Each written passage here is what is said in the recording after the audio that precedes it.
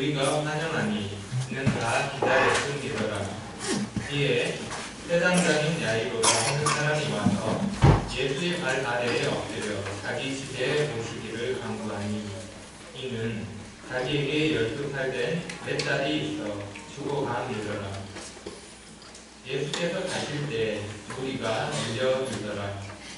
이에 12해를 혈루증으로 앓는 중에 아무에게도 고침을 받지 못하던 여자가 예수의 뒤로 와서 그의 옷가에 손을 대니 혈루증이 즉시 그쳤더라.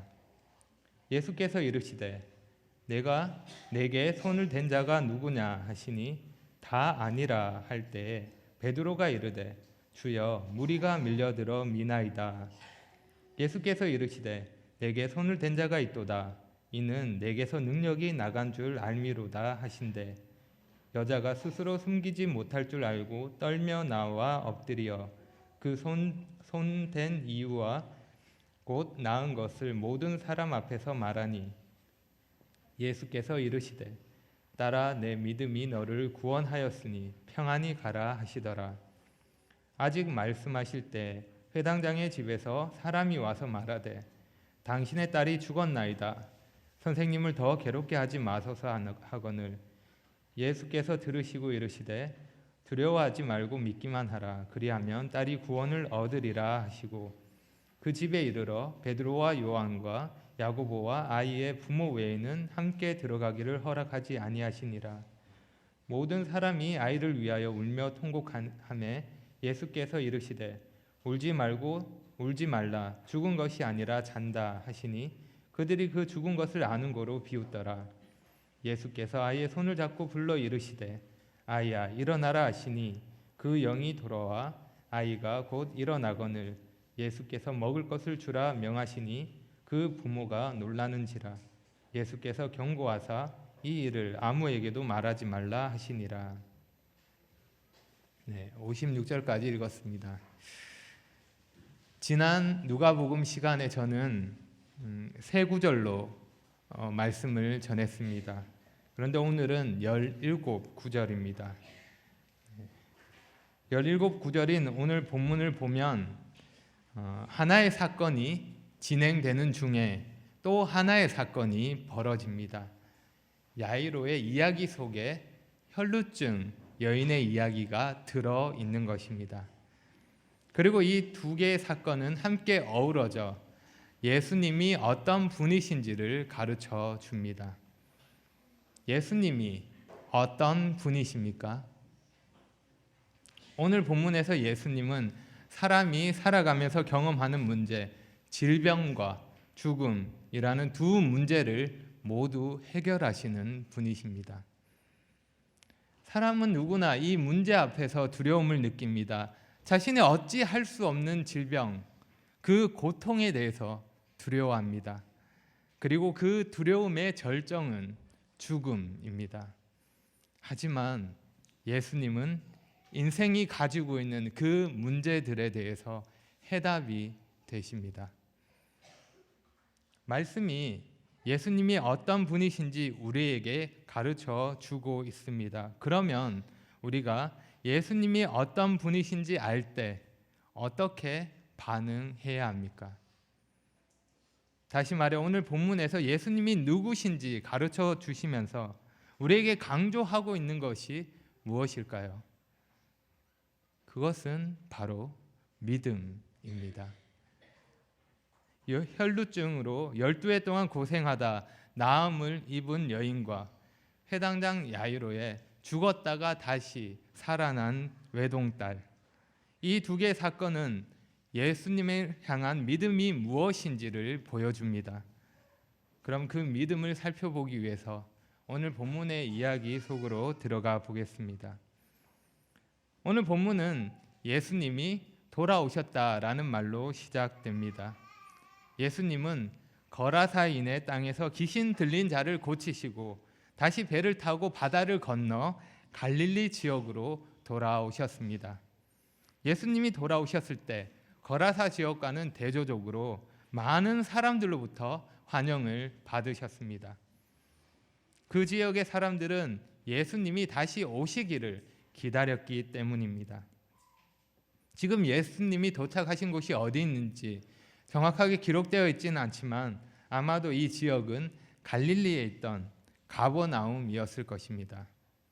그때 야이로라는 한 사람이 예수님을 찾아옵니다. 야이로는 회당장이었는데 그 지역에 있는 회당의 책임자였습니다. 쉽게 생각하면 그 지역의 지도자 역할을 하는 사람 가운데 한 사람이라고 생각할 수 있습니다. 그런데 여기서 뜻밖의 일이 벌어집니다. 회당장 야이로가 와서 예수님의 발 아래 엎드리는 것입니다. 그리고 자신의 집에 오시기를 간구합니다. 야이로는 자신의 지위와 관계없이 예수님 앞에 자신을 낮추며 그분의 도우심을 간절히 구하고 있습니다.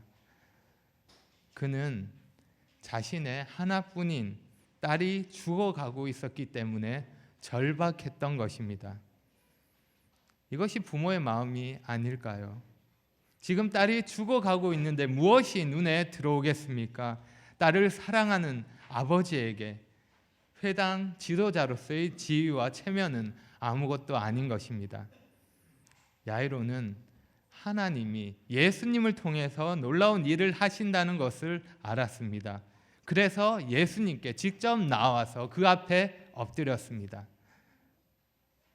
때때로 인생에서 만나는 문제는 새로운 삶을 살 수 있도록 인도합니다. 인생에 있어서 기회가 되는 것입니다. 어려운 일을 통해서 자신을 돌아보게 되고 인생의 의미를 생각하게 됩니다. 그리고 자신이 해결할 수 없는 문제를 가지고 예수님께 나아가게 되는 것입니다. 지금 야이로가 그러한 시련 가운데 괴로워하고 있습니다. 이제 12살 된 하나뿐인 딸이 죽음의 문턱에서 괴로워하고 있습니다. 회당장인 야이로가 뭔들 안 해봤겠습니까? 하지만 다 소용이 없었습니다. 결국 이 시련은 야이로를 예수님께 나와 그 앞에 엎드리게 했습니다. 긍휼과 자비가 풍성하신 예수님은 야이로의 간구를 들으시고 그와 함께 가십니다. 그런데 야이로의 집으로 가는 길은 그리 만만하지 않았습니다. 왜냐하면 예수님이 가실 때 사람들이 밀려들었기 때문입니다. 여기서 밀려들다라는 단어는 숨을 못 쉬게 할 만큼 누른다라는 뜻입니다. 사람들이 예의를 갖추고 적당히 거리를 유지하면서 보디가드들의 안전한 호의 속에서 예수님이 이동하셨던 것이 아닙니다. 예수님이 가실 때 그동안 기다렸던 예수님을 보기 위해서 기다렸던 사람들이 여기저기에서 모여들었습니다. 서로 밀어대는 그런 사람들 속에서 예수님이 걸어가고 계셨던 것입니다. 그런 상황에서 한 여인이 야이로와는 다른 방법으로 예수님께 접근합니다. 누가는 이 여인에 대해서 12해를 혈루증으로 고생하고 있고 아무에게도 고침을 받지 못했다고 소개합니다. 이 여인은 야이로의 딸이 살아온 세월만큼 무려 12년 동안 혈루증으로 고통을 받고 있었습니다. 여기서 혈루증은 여성이 계속해서 하혈을 하는 것을 가리킵니다. 이 여인은 병을 고치기 위해서 온갖 노력을 다해봤지만 아무도 병을 고쳐주지 못했습니다. 그리고 마가복음에는 이렇게 기록되어 있습니다. 5장 26절을 보면 많은 의사에게 많은 괴로움을 받았고 가진 것도 다 허비하였으되 아무 효염이 없고 도리어 더 중하여졌던 차에 이 여인은 지금까지 많은 의사에게 많은 괴로움을 당했습니다. 그 과정에서 가진 재산도 모두 다 낭비되었습니다. 하지만 여인의 병은 낫기는커녕 오히려 더 악화되었습니다. 누구도 이 여인을 도와줄 수 없었습니다. 그 비참한 상황을 한번 생각해 보십시오. 이때에는 요즘처럼 빈혈약이나 철분제가 있었던 시기도 아닙니다. 이 여인의 건강 상태가 어떠했을까요? 또 생활하는 데는 얼마나 불편했을까요? 이런 상태로 12년을 보냈다는 것은 더 이상 희망이 없다는 것입니다. 그런데 그녀의 고통은 이것이 다가 아닙니다.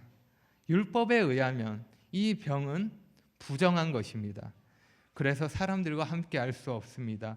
정상적인 관계 속에서 살아갈 수 없습니다. 어떤 사람이 이 여인과 접촉하게 되면 그 사람까지도 부정하게 되었습니다. 따라서 이 여인은 정상적인 종교 생활도 할 수 없었습니다. 이 여인은 사람들에게 밝힐 수 없는 자신의 처지 때문에 예수님께 공개적으로 도움을 요청하지도 못했습니다. 그래서 그녀는 슬그머니 예수님 뒤로 다가옵니다. 가능하면 사람들의 주의를 끌지 않으려고 합니다. 그리고 예수님의 옷에 손을 댑니다. 그 순간 놀라운 일이 일어납니다. 이 여인의 병이 곧바로 낫게 되었습니다. 혈루증이 그 즉시 그쳤습니다. 12해 동안 있었던 아픔이 순식간에 사라졌습니다. 계속되던 출혈과 어지러움, 떠나지 않던 고통과 불편함, 사람들로부터 소외되어 느끼는 외로움과 수치심, 그리고 죄책감, 그 모든 문제가 예수님께 손을 대는 순간 끝나버렸습니다. 이 여인이 예수님께 손을 댄 행동은 예수님의 발걸음을 멈추게 했습니다. 그리고 예수님이 물으십니다. 45절에 내게 손을 댄 자가 누구냐? 사람들은 모두 아니라고 부인합니다. 아무도 나서지 않습니다. 그때 베드로가 누구나 알고 있는 분명한 사실을 언급합니다. 주여, 무리가 밀려들어 미나이다. 이 말은 주님, 사람들이 모두 이렇게 밀고 당기고 있는데 누군들 주님을 안 만졌겠습니까? 라고 말하는 것입니다. 하지만 예수님은 다시 말씀하십니다. 내게 손을 댄 자가 있도다.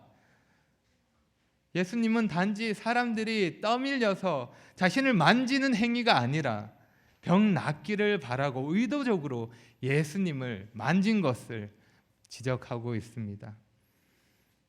그리고 예수님은 능력이 자신에게서 나갔다는 사실을 덧붙여서 말씀하십니다. 물론 예수님은 누가 자신을 만졌는지 아십니다. 지금 몰라서 묻고 계신 것이 아닙니다. 예수님이 이렇게 물으시는 것은 그녀가 스스로 사람들 앞에 나와 자신을 드러내기를 원하셨기 때문입니다. 그래서 자신이 경험한 것을 고백하게 하려고 하신 말씀입니다. 이 여인은 더 이상 숨기지 못할 줄 알았습니다. 그래서 자신을 밝힙니다. 두려움으로 떨며 사람들 앞으로 나와서 예수님 앞에 엎드립니다. 그리고 모든 사람 앞에서 자신이 손댄 이유와 즉시 낫게 된 것을 말합니다. 만일 예수님이 그냥 모른 척 했다면 어땠을까요? 이 여인이 병은 나았지만 사람들이 알지 못한 상태로 끝났다면 어땠을까요? 아마도 사람들과의 관계를 회복하는 데 많은 어려움이 있었을 것입니다. 하지만 예수님은 그녀의 모든 필요와 슬픔을 아시고 그녀의 상황을 이해하셔서 그녀를 사람들 앞으로 나오게 하십니다.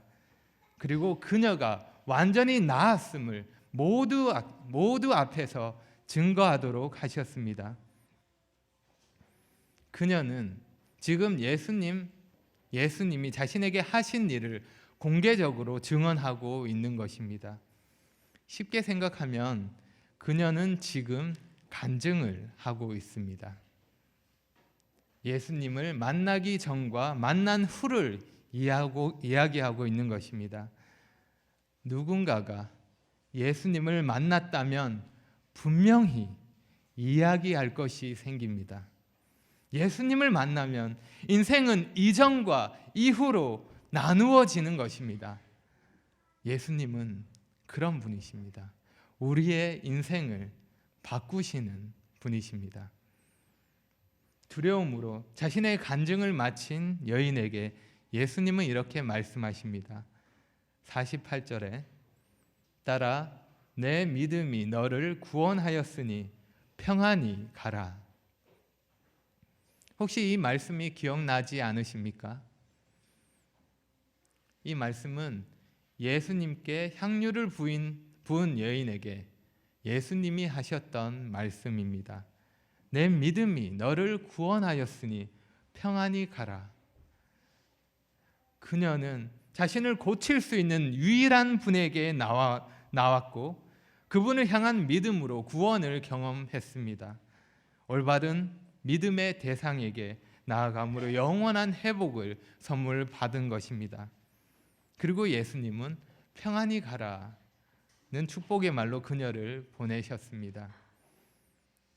누군가가 예수님을 만나 구원의 은혜를 경험하는 것, 놀라운 일이고 우리의 마음을 뜨겁게 하는 일입니다. 참으로 감격스러운 일입니다. 이렇게 감격스러운 사건이 진행되고 있을 때 여기 한 사람만은 그런 마음을 가질 수 없습니다. 누구일까요? 야이로입니다. 예수님이 집으로 오시게 되어서 정말 다행입니다. 아직 기회가 있습니다. 예수님이 가시면 죽어가는 어린 딸이 살아날 수 있습니다. 하지만 시간적인 여유가 없습니다. 얼른 빨리 가셔야 합니다. 그런데 이게 무슨 일입니까? 예수님이 갑자기 멈추어 서셨습니다. 웬 여자 하나가 나타나 방해하고 있습니다. 이러고 있을 시간이 없는데, 조금이라도 더 빨리 가야 하는데, 야이로는 불편한 마음으로 발을 동동거리며 기다리고 있어야 했습니다. 그런데 예수님이 아직 말씀하실 때 야이로의 집에서 사람이 옵니다. 결국 야이로가 가장 두려워하던 일이 일어나고 말았습니다. 그의 하나뿐인 딸이 숨을 거둔 것입니다. 소식을 전하는 자가 말합니다. 49절입니다. 당신의 딸이 죽었나이다. 선생님을 더 괴롭게 하지 마소서. 야이로는 자신의 딸을 고칠 수 있는 시기를 놓치고 말았습니다. 그래서 예수님을 집으로 모셔올 이유가 더 이상 없는 것입니다. 딸을 살리기엔 너무 늦어버렸습니다. 병든 것과 죽은 것은 완전히 다릅니다. 야이로는 분명 가슴이 찢어지는 슬픔을 느꼈을 것입니다. 그리고 예수님이 자신의 딸을 내버려 두고 이름 없는 여인에게 시간을 낭비한 것에 대해서 원망이 생겼을지도 모릅니다.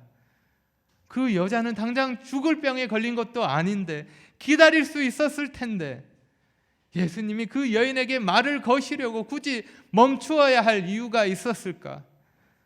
왜 걸음을 멈추고 그녀가 하는 말을 듣고 계셨을까? 서둘렀다면 분명 죽기 전에 집으로 갈 수 있었을 텐데 그의 겸손한 요청은 물거품이 되어 버렸습니다. 마지막 기회까지 날아가 버렸습니다. 사람들은 모두 이렇게 생각합니다. 너무 늦었다고. 그러나 예수님은 아닙니다. 예수님께는 늦지 않았습니다. 예수님은 슬퍼하는 야이로를 향해 이렇게 말씀하십니다. 50절입니다. 두려워하지 말고 믿기만 하라. 그리하면 딸이 구원을 얻으리라. 예수님은 야이로가 무엇을 믿기를 원했을까요? 그것은 그가 처음에 예수님께 나아오면서 가지고 있었던 믿음을 말합니다. 야이로는 예수님이 자신의 딸을 고칠 수 있다는 믿음을 가지고 있었습니다. 그리고 예수님은 야이로가 그 믿음을 계속 가지고 있기를 바라십니다. 딸이 죽었다는 사실 때문에 예수님의 계획이 바뀌지는 않습니다. 딸이 병들었든지 죽어 있든지 예수님께 달라지는 것은 아무것도 없습니다. 왜냐하면 예수님에게는 죽음을 이기는 권세가 있기 때문입니다. 병이든 죽음이든 그것이 중요하지 않습니다. 예수님에 대한 믿음이 있다면 결과는 동일합니다. 야이로는 예수님이 자기 집으로 가는 것을 막지 않습니다. 어떤 상황이 내가 원하는 것과 다른 방향으로 진행될 때 우리는 하나님의 능력과 하나님의 선하심을 신뢰하는 것이 필요합니다. 이제 드디어 예수님이 야이로의 집에 이르렀습니다. 특별히 예수님은 베드로와 요한과 야고보 그리고 아이의 부모만 함께 들어올 수 있도록 하십니다. 예수님이 사역을 하시면서 3명의 제자들만 특별히 함께 할 수 있도록 허락하신 경우가 있는데 지금 그 첫 번째 경우입니다. 때때로 예수님은 모든 사람들에게 가르치십니다. 또한 때때로 예수님은 12 제자들만 가르치십니다. 그리고 어떤 경우에 예수님은 12 제자 중에 일부만을 가르치십니다. 야이로의 집은 이미 사람들의 슬픔의 소리로 가득했습니다. 그런데 예수님은 상식 밖의 말로 시끄러운 소리를 잠재우십니다. 52절에 울지 말라, 죽은 것이 아니라 잔다. 야이로의 딸이 죽은 것이 아니라 자고 있다는 예수님의 이 말씀은 사람들의 비웃음을 낳게 했습니다. 사람들은 이 말씀을 듣고 비웃음으로 반응했습니다. 그들은 예수님이 죽음에 대한 소식을 듣지 못했다고 생각했을 것입니다. 그리고 지금 울며 통곡하는 모습을 보면서도 상황 파악을 하지 못하는 자로 자는 것과 죽은 것도 구별 못하는 무지한 랍비라고 생각했을지 모릅니다. 생각해 보십시오. 2살밖에 안 된, 12살밖에 안 된 어린 아이가 죽었습니다. 많은 사람들이 그 죽음을 확인하고 함께 애통하며 슬퍼하고 있는데 누군가가 와서 하는 말이 죽은 게 아니라 잔다라는 것입니다. 누군가가 장례식장에 와서 유가족에게 이렇게 말한다면 어떻겠습니까? 가장 좋게 들을 수 있는 대답이 당신 말대로 정말 자는 거였으면 좋겠어요 정도가 될 것입니다. 잘못하면 많은 욕을 먹을지도 모릅니다. 야이로의 집에 왔던 사람들은 모두 딸이 죽었다는 것을 알고 있었습니다. 비웃음으로 반응하는 것은 어쩌면 당연한 것입니다. 하지만 이 말을 한 사람이 누구냐에 따라서 당연한 것이 당연하지 않는 것으로 바뀔 수 있습니다. 말을 하는 사람이 누구냐에 따라서 완전히 달라지는 것입니다. 예수님은 비웃음을 놀라움으로, 슬픔을 즐거움으로 바꿀 수 있는 분이십니다. 사람이 보기에는 너무도 큰 차이가 있습니다. 병을 고치는 일과 죽은 자를 살리는 일은 차원이 다른 일입니다. 사람에게 죽음은 도저히 어찌할 수 없는 것입니다. 하지만 예수님에게는 아닙니다.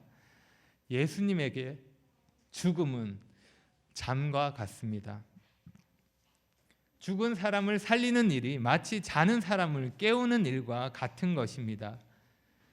예수님은 잔다라는 말을 통해서 그분의 능력이 얼마나 크고 놀라운지를 일깨워 주십니다. 예수님은 모든 생명을 주관하는 권세와 능력이 있는 분이십니다. 예수님이 야이로의 딸을 다시 살리는데 많은 시간이 필요하지 않습니다. 팔을 뻗어서 아이의 손을 잡고 마치 잠을 깨우는 것처럼 큰 소리로 말씀하십니다. 54절에 아이야 일어나라. 예수님이 말씀하시자마자 아이의 영이 돌아와 아이는 즉시 일어납니다. 예수님은 야이로의 딸을 잠에서 일어나는 것처럼 죽음에서 깨우십니다. 그리고 아이에게 먹을 것을 주라고 명하십니다.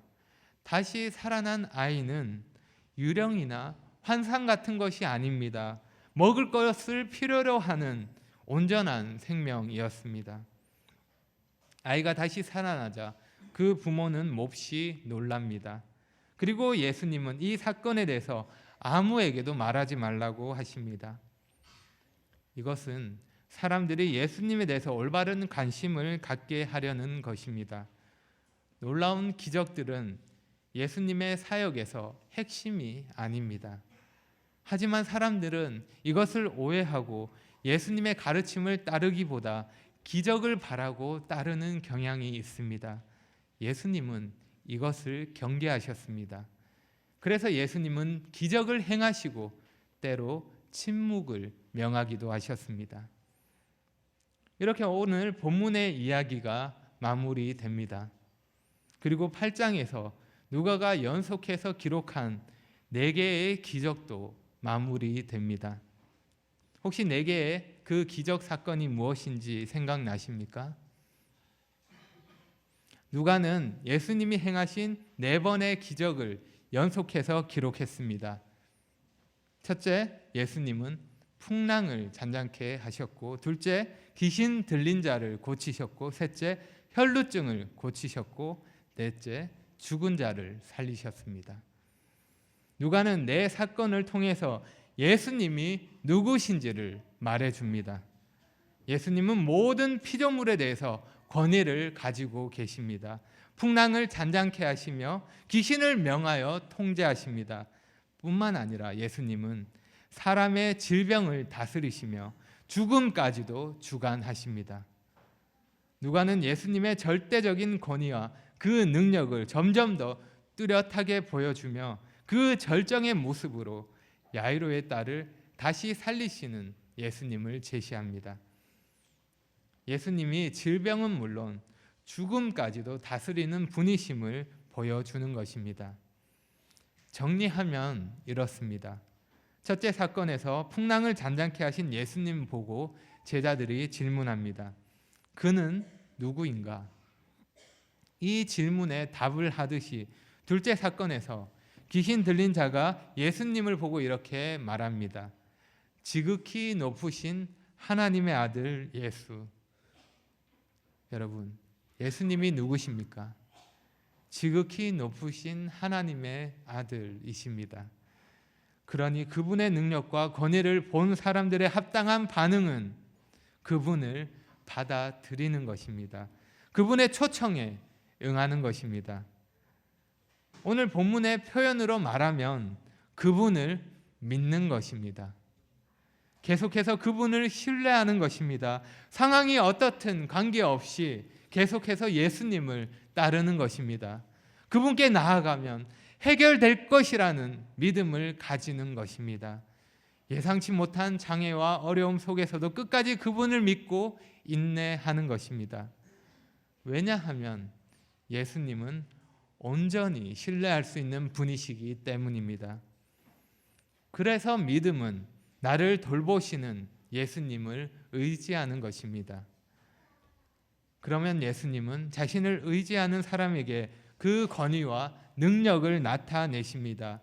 믿는 자에게 놀라운 일을 행하시며 그분의 방법대로 그 뜻을 이루십니다.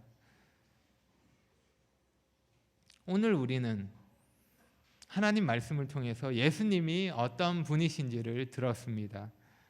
그러면 우리가 이 예수님에 대해서 어떻게 반응해야 하겠습니까? 예수님을 믿음으로 받아들이십시오. 이미 예수님을 믿으셨습니까?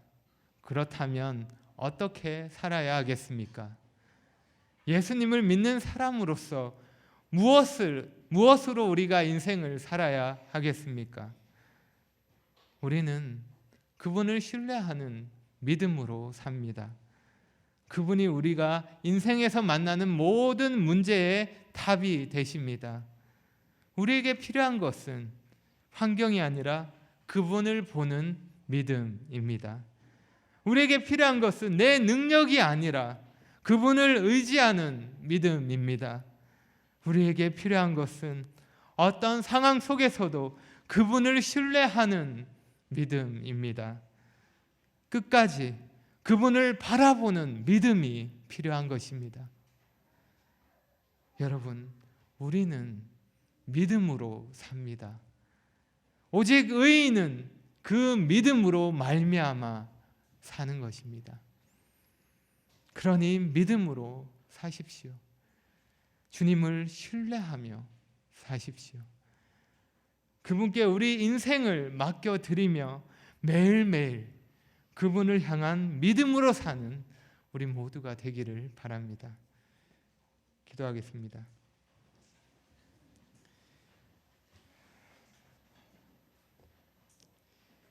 주님 감사합니다. 주님께서 죄를 돌보고 인도하고 계신다는 사실을 기억할 때 감사를 드립니다. 저희를 돌보시고 저희와 함께 하시는 주님이 어떤 분이신지 저희가 날마다 기억하기를 원합니다. 잊지 않기를 원합니다. 그 주님을 더 신뢰하고 더 의지하기를 원합니다. 주님을 향한 믿음으로 이 인생을 살기를 원합니다. 저에게 믿음이 부족합니다. 주님께서 믿음을 더해 주시고 주님의 전능하심과 신실하심, 그 선하심을 의지하며 날마다 묵상하며 살 수 있도록 도와주십시오. 예수님의 이름으로 기도합니다.